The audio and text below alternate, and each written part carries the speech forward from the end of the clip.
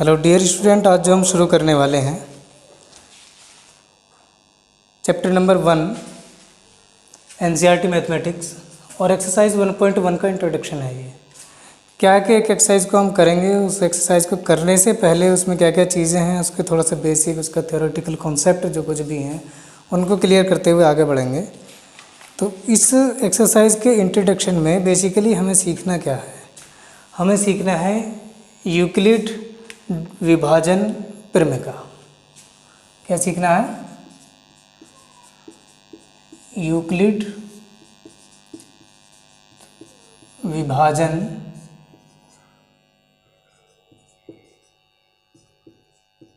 प्रमेय। होता क्या है ये यूक्लिड विभाजन प्रमेय? हमने पढ़ा हुआ है, पहले भी जानते हैं इसको, लेकिन एक नया सा नाम आया है, इसकी वजह से थोड़ा शुरुआत में अजीब लगेगा। वरना मैं आपको एक नंबर लेते हैं हम 24, हम इसको 5 से डिवाइड करते हैं। जब हम इसको डिवाइड करेंगे तो हमारे सामने क्या आएगा? 5 4 जा 5 चौक 20, और इस तरीके से 4 शेष बचेगा। तो अभी इसमें क्या है, इसको क्या बोलते हैं हम? शेष। इसको क्या बोलते हैं? भागफल। इसको भाजक, और ये जो था हमारा ये है भाज्य। इन चारों के अंदर एक रिलेशन बनाया है और उस रिलेशन को शो करता है यूक्लिड विभाजन प्रमेय। क्या क्या कहती है ये वाली प्रमेय? ये कहती है कि कोई भी नंबर लो और उस नंबर को हम इस फॉर्म में रिप्रेजेंट कर सकते हैं कि भाज्य बराबर भाजक गुणा भागफल प्लस शेषफल। हमने एक नंबर लिया ए भाज्य, एक नंबर लिया बी भाजक। तो जब हम b को a से डिवाइड करेंगे, देयर यहाँ कोई ना कोई आंसर होगा, there should be one answer. भागफल होगा जिसको हम बोलेंगे q, एंड ये भी हो सकता है कि यहाँ कुछ ना कुछ रिमाइंडर भी बचे, शेषफल भी बचे, जिसको हम रिप्रेजेंट करेंगे r से। तो q भागफल और r फॉर रिमाइंडर या शेषफल। तो यूक्लिड विभाजन प्रमेय को हम कुछ इस तरीके से भी लिख सकते हैं कि a is equal to b multiply by q. क्यों लिखेंगे? क्योंकि देखो b भाजक की जगह है, तो भाजक की जगह हमने रख दिया b। q भागफल की जगह हमने भागफल की जगह रख दिया, प्लस शेषफल रिमाइंडर। ये यूक्लिड विभाजन प्रमेय है, लेकिन यहाँ तक ये कंप्लीट नहीं हुई। इसके एक छोटा सा कॉन्सेप्ट इसके नीचे भी है, और वो ये है कि ये जो रिमाइंडर होगा, ये रिमाइंडर जो होगा, ये रिमाइंडर ऑलवेज सदा 0 से बड़ा या 0 के बराबर और हमेशा भाजक से छोटा होगा। तो अगर मैं इसको हिंदी में लिखूं तो ऐसा लिख सकता हूं, 0 के बराबर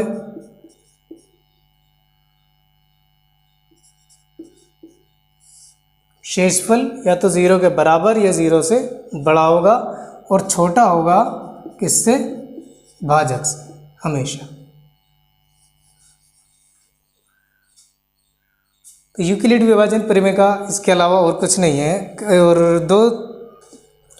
एक नाम और आता है बिल्कुल ऐसा ही, लेकिन उसमें ये प्रमेय की जगह आता है एल्गोरिथम।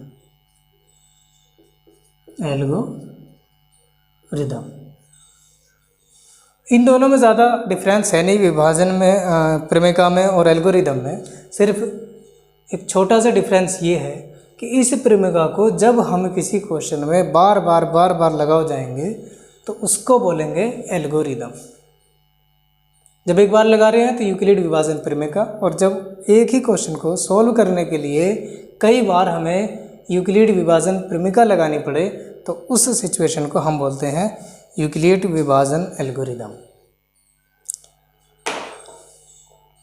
इसी का इस्तेमाल करते हुए यूक्लिड विभाजन प्रमेय का हम 2 नंबरों का HCF फाइंड आउट करते हैं।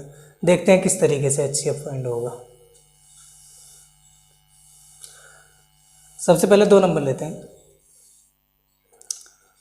लेट्स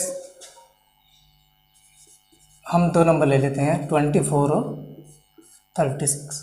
इनका निकालते हैं HCF। HCF हिंदी में जिसको क्या बोलते हैं, महत्तम समापवर्तक।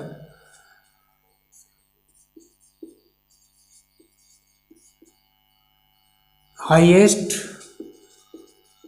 Common factor. थोड़ी सी इसकी बात कर लेते हैं पहले। HCF होता क्या है, हालांकि आपने शुरुआत में छोटी क्लासों में काफ़ी कुछ पढ़ा होगा, 8th में 7th में, और थोड़ा इसका बात कर लेते हैं, डीप चलते हैं थोड़ा सा। 24 और 36। तो सबसे पहले इस वर्ड पे जाते हैं हम, फैक्टर। फैक्टर मतलब गुणनखंड।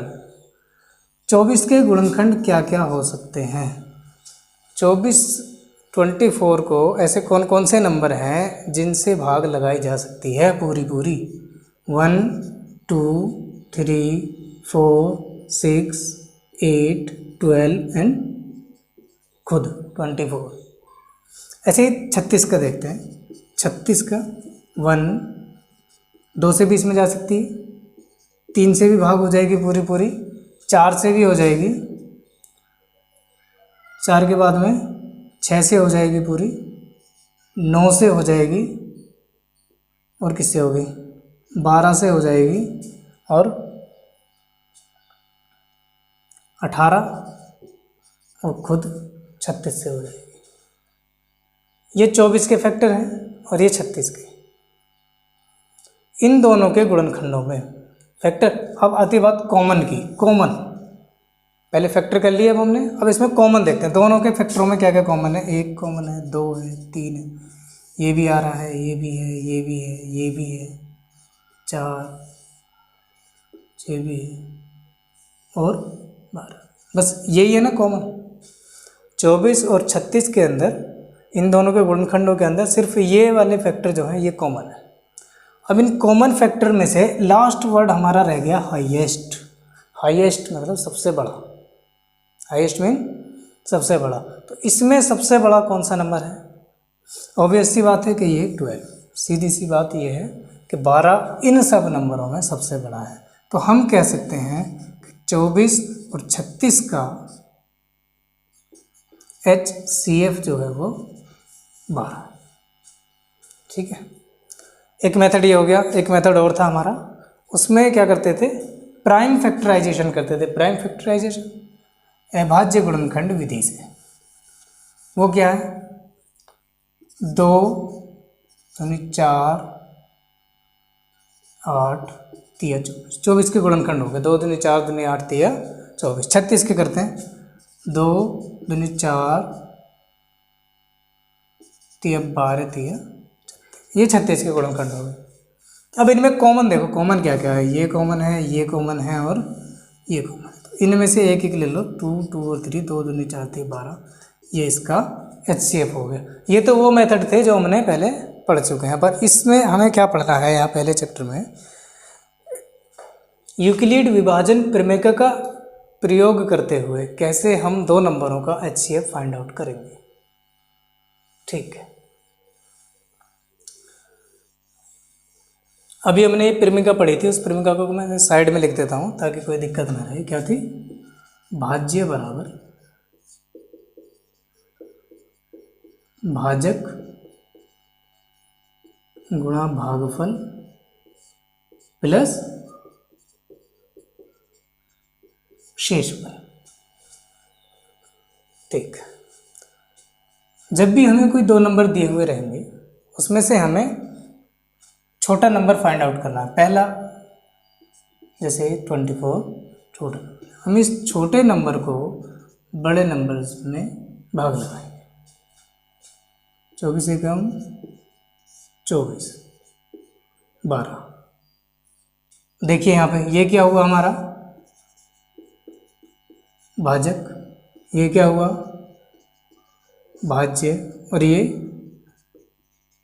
भागफल, ये क्या हुआ शेषफल। इन सारी चीज़ों को उठा के हम प्रेमिका के अंदर लगा रख देंगे तो क्या होगा 36 बराबर 24 गुणा 1 प्लस 12। लेकिन यहाँ एक चीज़ ध्यान रखनी है कि जब तक शेषफल 0 नहीं आ जाएगा हम इस काम को लगातार करेंगे। कब तक? जब तक शेषफल 0 नहीं आ जाएगा तब तक हम इस काम को बराबर करेंगे। शेषफल इज नॉट इक्वल टू 0। अभी शेषफल 0 नहीं आया तो हमें ये फिर करना पड़ेगा। और अब किस किस का करेंगे ये देखने वाली बात है। जो हमारे पहले चरण में, जो हमारे प्रथम चरण में भाजक था, क्या चीज़ भाजक था, और जो हमारा भागफल था, इस बार हमें इन दोनों नंबरों को लेने हैं और भाजक को पहले वाले भागफल से डिवाइड करना है, भाग करना है। 12 दूनी, शेषफल कितना आया 0। ये क्या था भागफल, ये भाज्य और ये भाजक। अब हम इन्हीं चीज़ों को फिर से यूक्लिड डिवीज़न एल्गोरिदम में रखते हैं तो हमें क्या मिलता है 24 बराबर 12 गुणा 2 प्लस 0। इससे पहले वाले स्टेप में जो मैं बता रहा था कि जब तक शेषफल 0 नहीं आ जाए तब तक हमें ये काम लगातार करते रहना है। यहाँ हमारा शेषफल आ गया 0 और जैसे ही ये शेषफल 0 आया तो इस टाइम पे जो हमारा भाजक होगा, जब हमारा शेषफल 0 आ जाएगा तो उस टाइम पे जो हमारा भाजक होगा वो ही हमारा HCF या में से होगा। उम्मीद करता हूँ यहाँ तक बात समझ में आई होगी। भाजक कौन सा वाला देखना है? जो सबसे आखिर में, जब शेषफल 0 आ जाए तो उस टाइम पे जो हमारा भाजक होगा, ये भाजक है ना, ये भाजक है, ये भागफल है, ये भाज्य है। हमें क्या लेना है, हमारा HCF क्या होगा, वो होगा जो जब शेषफल 0 आया उस टाइम पे भाजक था, वो हमारा HCF होगा।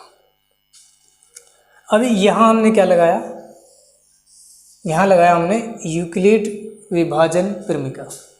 यहाँ क्या लगाया, यूक्लिड विभाजन प्रमेय। एक ही क्वेश्चन को सोल्व करने में हमें एक से ज़्यादा बार यूक्लिड डिवीजन एल्गोरिथम लेम्मा लगाना पड़ा, इसीलिए हम इसे कह सकते हैं कि ये हमारा एल्गोरिथम है, क्योंकि बार बार यूज़ कर रहे हैं।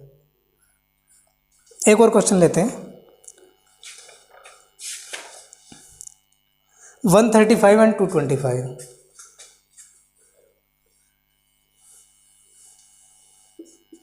एक 135 और 225।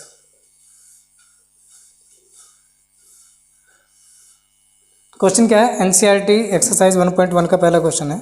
निम्नलिखित संख्याओं का HCF ज्ञात करने के लिए यूक्लिड विभाजन एल्गोरिदम का प्रयोग कीजिए। करते हैं। पहला स्टेप क्या था हमारा, सबसे छोटी संख्या को छांटना। सबसे छोटी संख्या कौन सी है इसमें, 135। दूसरा काम क्या हो जाता है, छोटी संख्या से बड़ी संख्या में भाग लगाना।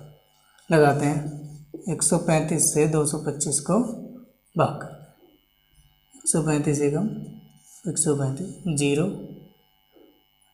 90। अब इसको बार बार लिखने की ज़रूरत नहीं है, ये हमारा भाजक हुआ, ये भाज्य हुआ, ये भागफल और ये शेषफल। तो हम इसको लिख सकते हैं 225 बराबर 135 गुणा 1 प्लस 90। ये क्या है, यूक्लिड विभाजन प्रमेय का। भाज्य बराबर भाजक गुणा भागफल प्लस शेषफल। इसमें जो चीज़ें आई वो हमने यहाँ पुटअप कर दी, ठीक है। लेकिन क्या हुआ, क्या शेषफल हमारा 0 आया?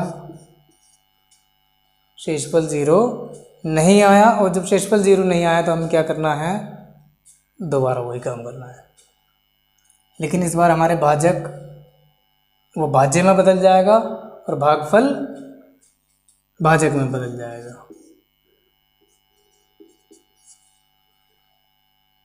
करिए 45, फिर से यहाँ लगा दीजिए। 135 बराबर 90 गुणा 1 प्लस 45, ठीक है। अब क्या करें इसमें, शेषफल अभी भी 0 नहीं आया, शेषफल इज नॉट इक्वल टू 0। जब शेषफल 0 नहीं आया तो अभी हम नहीं कह सकते कि इसका HCF क्या होगा। अब फिर आते वापस 90 इज इक्वल टू 45 मल्टीप्लाई 2 बराबर प्लस 0। देखिए ये हमारा शेषफल था, शेषफल भाजक में बदल जाता है और भाजक भाज्य में बदल जाता है। यहाँ क्या हुआ बच्चों, शेषफल कितना आ गया, शेषफल आ गया 0। और प्रमेयिका का यूज़ करते हुए जब हम इंट्रोडक्शन कर रहे थे तो क्या बताया था कि जब भी शेषफल 0 आ जाएगा तो उस समय का जो भाजक होगा, उस समय का जो भाजक होगा वो ही क्या होगा, इस टाइम पे भाजक कितना है 45। और ये भाजक में से है किसका, HCF ऑफ 135 और 225। अच्छा यहाँ एक ज़रूरी बात यह है, ये 45 जो HCF आया है ये अगर हम यहाँ देखें, अगर 135 और 90 का हमसे पूछता तो भी 45 है। जितनी जगह भी हमने एल्गोरिदम लगाई है उन हर जगह के लिए इन दोनों का भी HCF 45 होगा और इनका तो हम बता ही रहे हैं कि HCF है, ठीक है। मैं समझता हूँ ये यहाँ तक आपको बात समझ में आई होगी। चलिए एक और उदाहरण लेते हैं इसके आगे।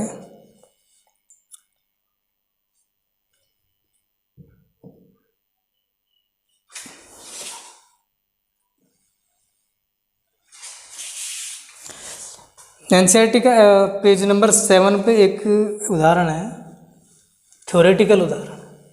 लेकिन क्या है कि मैथमेटिक्स के अंदर थ्योरी की ज़्यादा जगह होती नहीं है, इसीलिए मैं कोशिश करूँगा इसको समझाने की। वैसे ज़्यादातर बच्चे इसको रट लेते हैं, मैं पूरी कोशिश करूँगा कि आपके समझ में आए और इनफैक्ट आएगा भी समझ में। दर्शाइए कि प्रत्येक धनात्मक समपूर्णांक 2q के रूप का होता है। पहले हम क्वेश्चन लिख लेते हैं।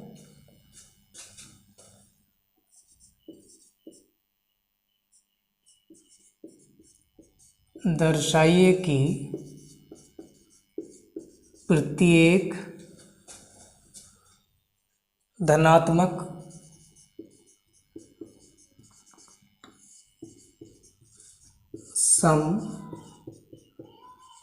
समपूर्णांक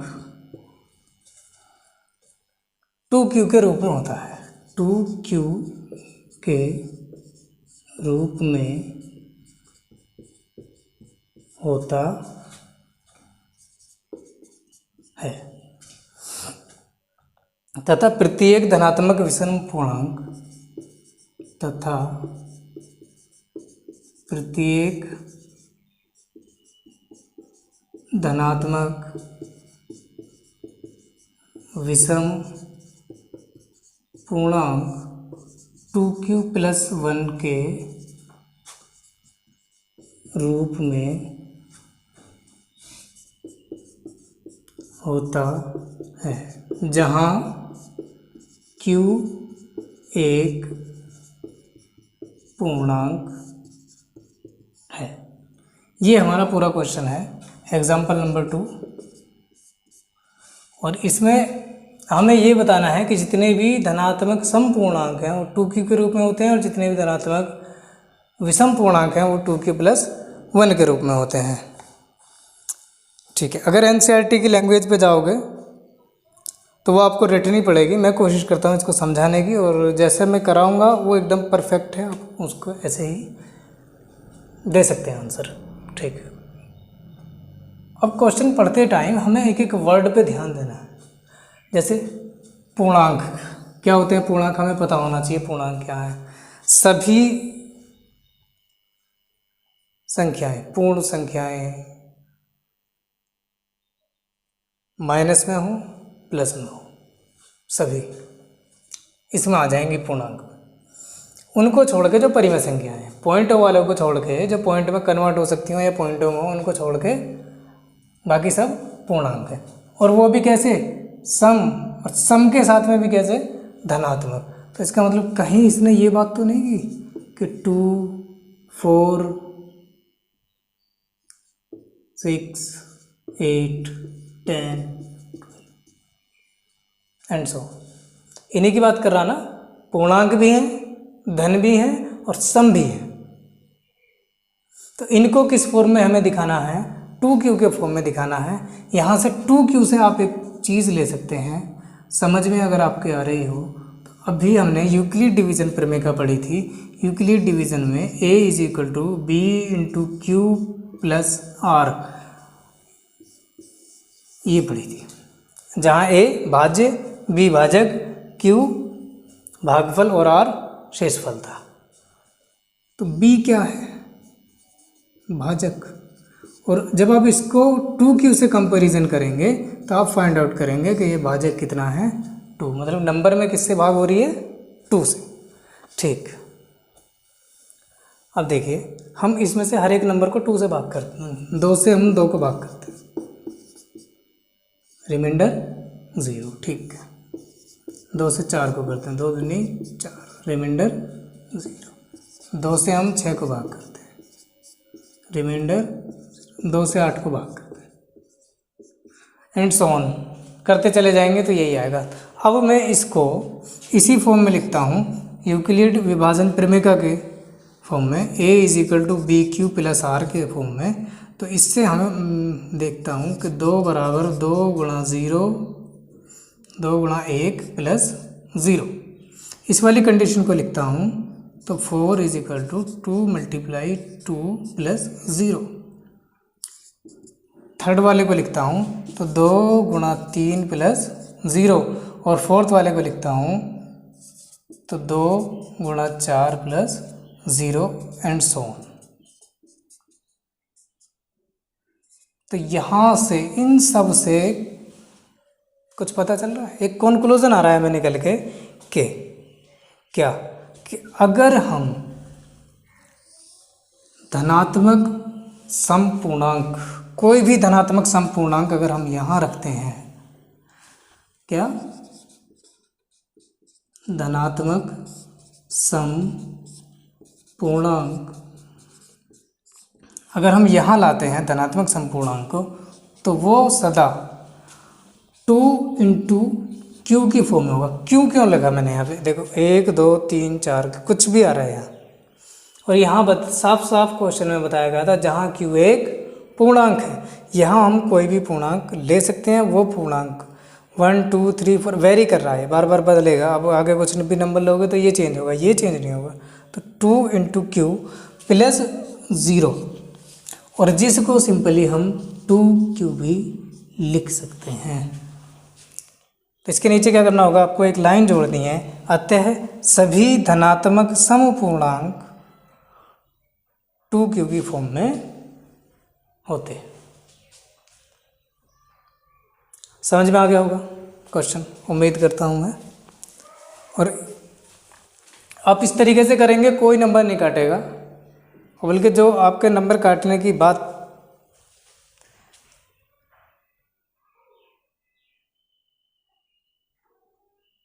सॉरी शायद वीडियो में पूरा नहीं आया, यहाँ तक आया है, उसको थोड़ा सा मैं रिपीट कर लेता हूँ। देखो 8 को लिखेंगे हम, क्या आएगा, 8 is equal to 2 multiply 4 plus 0। तो क्या एक कंक्लूजन यहाँ से क्या आ रहा है, देखिए इसको जैसे ही हम बढ़ाते जा रहे हैं, यहाँ हम कोई भी धनात्मक सम पूर्णांक अगर रखते जा रहे हैं तो होता क्या जा रहा है, देखिएगा हो ये रहा है कि 2 तो ऐसा ही है और ये नंबर वेरी कर रहे हैं, पहले 1 था, फिर 2, फिर 3, फिर 4, फिर 5, ऐसे ही आते चले जाएंगे। और जब ऐसे ही आएंगे तो मैं इनको लिख सकता हूँ Q, क्योंकि यहाँ लिखा हुआ है कि Q एक पूर्णांक है, प्लस 0, जिसको मैं इन शॉर्ट सिर्फ 2Q भी लिख सकता हूँ। तो यहाँ नीचे एक लाइन आ जाएगी, क्या, अतः हम कह सकते हैं कि प्रत्येक धनात्मक सम पूर्णांक संख्या 2Q की फॉर्म में 2Q के रूप में होती है। दैट्स इट, और कुछ आपको नहीं करना। चलिए pause the video and note it down.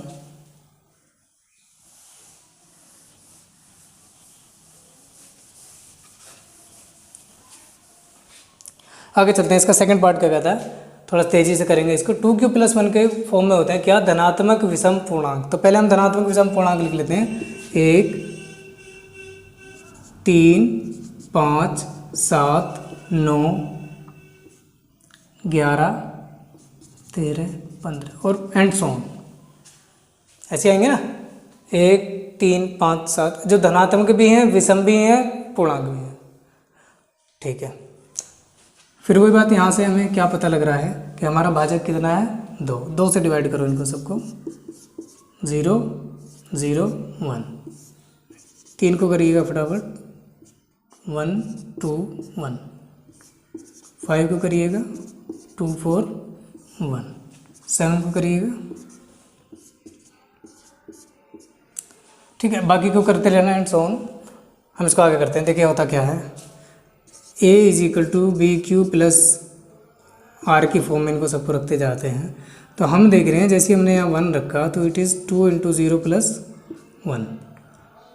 इसको रखते हैं 3 = 2 × 1 + 1। इसको रखते हैं 5 को, तो 2 × 2 + 1। इसको लाते हैं 7 को, 2 × 3 + 1 एंड सो ऑन, ऐसे ही बढ़ते चला जाएगा। तो यहाँ से क्या कंक्लूजन निकल रहा है, कंक्लूजन फिर वही निकल रहा है क्या, कि अगर हम इधर कोई भी धनात्मक विषम पूर्णांक लेते हैं तो होता क्या है, धनात्मक विषम पूर्णांक लेते हैं तो होता क्या है, होता ये है कि वो 2 × Q की फॉर्म में हमें मिल रहा है, जिसमें रिमाइंडर ऑलवेज 1 बच रहा है। देखो सब में 1 आ रहा है, आगे भी करते जाओगे 1 आएगा, लेकिन यहाँ पे ये चीज़ वेरी कर रही है 1, 2, 3 और ये बढ़ती जाएगी। इसी को क्यों दिख कह दिया, क्योंकि क्या लिखा था, Q एक पूर्णांक। कंक्लूजन लिख देंगे, अतः प्रत्येक धनात्मक विषम पूर्णांक 2Q + 1 के रूप में लिखा के रूप में होता है। बस इतना कर देंगे, दैट्स इट। आई थिंक आपको क्वेश्चन समझ में आ गया होगा। चलिए इसी के जैसा एक नेक्स्ट है, उदाहरण नंबर 3। दर्शाइए कि धनात्मक विषम पूर्णांक 4Q + 1 और 4Q + 3 के रूप में होता है, जहाँ Q एक पूर्णांक है। ठीक है, करते हैं हम इसको। उससे पहले आप बीच में एक काम क्या करें, जब क्वेश्चन हो जाए तो आप वीडियो को पॉज करके उसको आराम से नोट कर लें, तब आगे चलें। क्या कहा है, इसको भी हटाया कि दर्शाइए कि प्रत्येक धनात्मक विषम पूर्णांक, प्रत्येक धनात्मक विषम पूर्णांक 4Q + 1 और 4Q + 3, 4Q + 1 और 4Q + 3 के रूप में होता है, जहाँ Q एक पूर्णांक है। जैसे मैंने पहले क्वेश्चन किया था वैसे ही इसको करते हैं। तो पहले वर्ड पे ध्यान दो, धनात्मक विषम पूर्णांक। प्रत्येक धनात्मक विषम पूर्णांक, पूर्णांक भी हो, विषम भी हो, धनात्मक भी हो, इन नंबरों की इसने बात की है। वो 1, 3, 5, 7, 9, 11, 13, 15 और भी आगे तक हो सकते हैं। ठीक है, करते हैं। एक चीज़ समझ में आ गई होगी आपके, क्या दिया हुआ है 4q + 1, तो तुरंत आपके दिमाग में आ जाना चाहिए कि 4 क्या है, भाजक। तो इसीलिए हम क्या करेंगे, अब 4 से हर एक नंबर को डिवाइड करेंगे। 4 से 1 को डिवाइड करो, 4 0 0, रिमाइंडर 1। ठीक है, 4 से 3 को करो, 4 0 0, रिमाइंडर 3। 4 से 5 को डिवाइड करो, 4 एकम 4, रिमाइंडर 1। 4 से 7 को करो, 4 एकम 4, रिमाइंडर 3। ठीक है, आगे करो आगे। 4 से 9 को करो, 8 1। 4 से 11 का करो, 3। 4 से 13 को करो,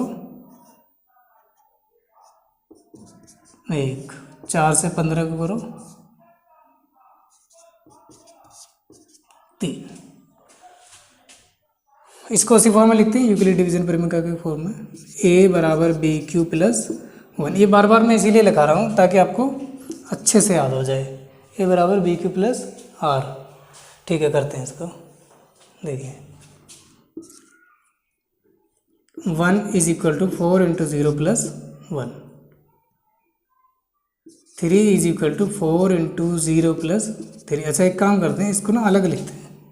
जिसमें रिमाइंडर 1 आ रहा है उनको अलग, जिसमें रिमाइंडर 3 आ रहा है उनको अलग। इसमें क्या हो गया, 3 = 4 × 0 + 3। इसको लो, 5 = 4 × 1 + 1। ये क्या आएगा, 7। 4 × 1 + 3, 4 नहीं, क्या है 9। 4 × 2 + 1, 11। 4 × 2 + 3, 13। 4 × 3 + 1, 15। 4 × 3 + 3। जैसे पहले क्वेश्चन में करा था, इससे पहले का जो हम एग्जांपल देख रहे थे, सेम वही कंडीशन यहाँ पे आ रही है। देखिए क्या हो रहा है, ये सभी धनात्मक विषम पूर्णांक हैं। इन सभी धनात्मक विषम पूर्णांकों में हमें मिल के रहा, ये वेरिंग पार्ट है जो बदल रहा है बार बार, 0 1 2 3। तो या तो ये 4q + 1 में है, रिमाइंडर 1 बच रहा है, और जो यहाँ से रह गए हैं, जो ये पूर्णांक यहाँ से रह गए हैं, उनको इधर देखो तो वो 4q + 3 में है। तो हमसे क्वेश्चन में पूछा क्या था, हमसे क्वेश्चन में यही पूछा था कि दर्शाइए कि प्रत्येक धनात्मक विषम पूर्णांक, प्रत्येक धनात्मक विषम पूर्णांक या तो इस फॉर्म में मिलेगा या इस फॉर्म में मिलेगा, या तो इस रूप में है या इस रूप में है। सीधी सीधी लैंग्वेज में एक लाइन लिख देंगे। अतः ये निष्कर्ष निकालते हैं कि प्रत्येक धनात्मक विषम पूर्णांक 4q + 1 या 4q + 3 के रूप में होता है, जहाँ की वो एक पूर्णांक है। ठीक है, एक एग्जांपल और है इसका, उस एग्जांपल को करते हैं, उसके बाद एक्सरसाइज पे पहुँचेंगे सीधा। अच्छा, एग्जांपल ज़्यादा मुश्किल तो है नहीं ये वाला, लेकिन क्या है कि अगर मैं आपसे सीधा सीधा बता दूंगा आप तुरंत इसको कर देंगे, लेकिन करना क्या है इस चीज़ को समझने के लिए मुझे थोड़ा सा इसको डिफाइन करना पड़ेगा। क्वेश्चन ने क्या बोला है कि एक मिठाई विक्रेता के पास, अच्छा मैं इसको लिख नहीं रहा हूँ, काफ़ी बड़ा क्वेश्चन है, आप अपनी बुक में देख लेना। एक मिठाई विक्रेता के पास 420 काजू की बर्फियाँ, मैं ये लिख दे रहा हूँ मैं क्या क्या दिया है, 420 काजू की बर्फी और 130 बादाम की बर्फी हैं। 130 बादाम की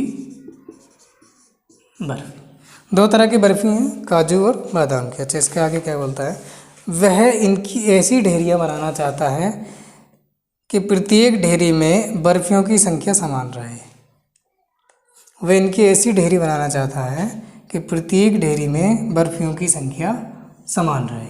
कुछ ढेरियाँ बनाना चाह रहा है और बर्फ़ी हर ढेरी में समान आनी है। ये ढेरियाँ बर्फ़ी की परात में न्यूनतम स्थान घेरें, न्यूनतम कम से कम जगह घेरें। इस काम के लिए प्रत्येक ढेरी में कितनी बर्फ़ियाँ रखी जा सकती हैं। चलिए ठीक है, हम यहाँ एक ट्रे लेते हैं। मान लिया वो इसमें बना रहा है।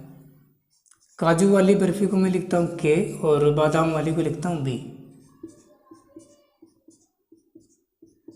ये कुछ बर्फ़ी रखी हैं उसने।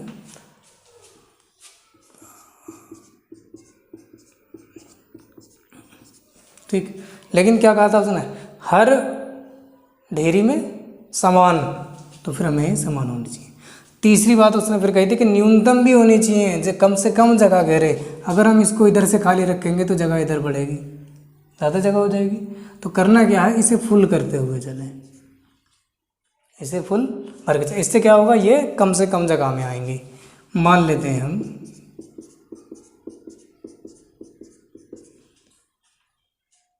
ये और ज़्यादा आती हैं, यहाँ तक आती है।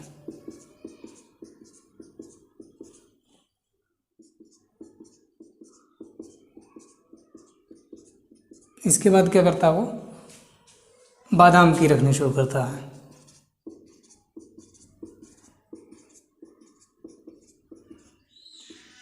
लेट सपोज के बादाम की यहाँ तक आती है, इनको भर लेते हैं पूरा।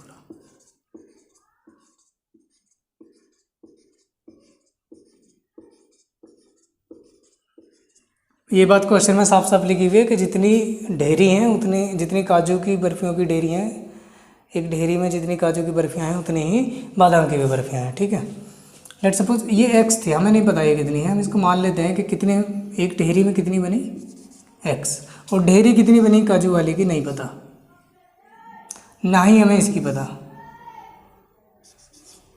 हम इसको मान लेते हैं जेड। लेकिन हमें ये ज़रूर पता है कि जितनी काजू की ढेरियाँ थीं, जितनी एक ढेरी में काजू की बर्फ़ियाँ थी उतनी ही एक ढेरी में बादाम की बर्फ़ियाँ हैं। तो हम इसको बराबर लेंगे एक्स। ठीक, देखिएगा, तो यहाँ से क्या कंक्लूजन निकलता है कि x मल्टीप्लाई वाई बराबर 420 होना चाहिए, ये काजू की बर्फ़ियाँ हैं। और ऐसे ही x मल्टीप्लाई जेड बराबर कितना होना चाहिए, 130। ठीक है, तो इससे एक चीज़ समझ में आती है आपको कि ये क्या निकलवा रहा है, कॉमन।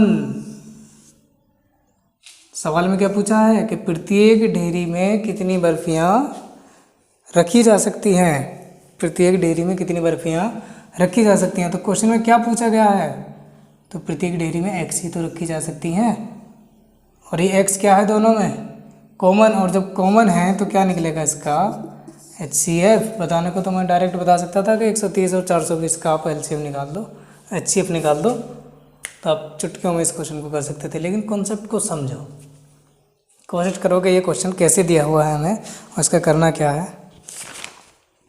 कैसे हम इसको सॉल्व आउट कर लेंगे।